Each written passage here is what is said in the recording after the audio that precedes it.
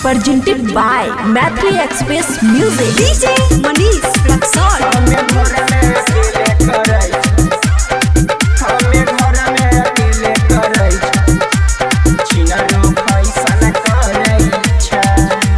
खुशी recording studio बलुआहा।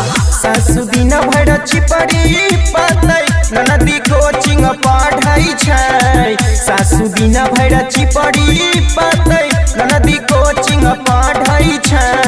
हमें घर में खाना बनाब छिनरो फैशन करै छै। हमें घर में खाना बनाब छिनरो फैशन करै छै। सासु हमर दुआरा बढ़ै ननदी गाना घूमै छै। सासु हमर दुआरा बढ़ै ननदी गाना घूमै छै। हमें घर में खाना बनाब छिनरो फैशन करै छै।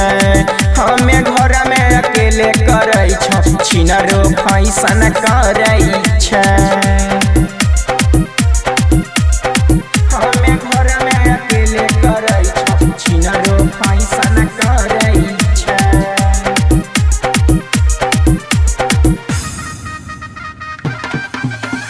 DJ Manish Luxor.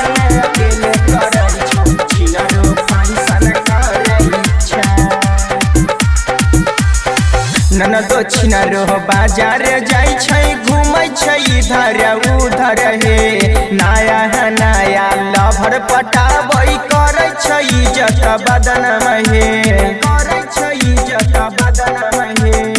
ननदो छिनरो बाजार जाय छै घूमै छै इधर उधर हे। नया नया लभर पटाबै करै छै इज्जत बदनाम हे। कहै छियै अम्मा के हमरे उलटे बाजै छै। कहै छियै अम्मा के हमरे उलटे बाजै छै। हमें घर में खाना बनाब छिनरो फैशन करै छै। हमें घर में खाना बनाब छिनरो फैशन करै छै। DJ Manish Luxor. हमें घर में खाना बनाब छिनरो फैशन करै छै।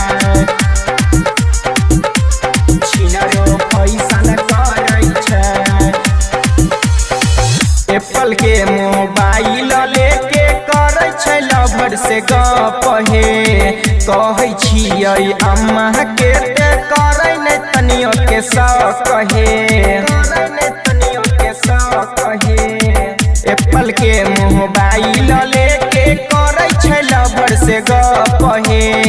कहै छियै अम्मा के करै नै तनियो के शौक हे।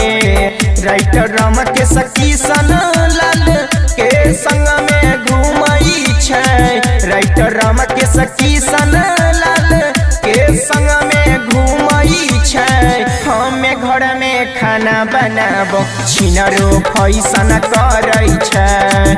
हमें घर में खाना बनाब छिनरो गाना घूमै छै। बड़ी गजन होइ छै। खुशी रिकॉर्डिंग स्टूडियो बलुआहा।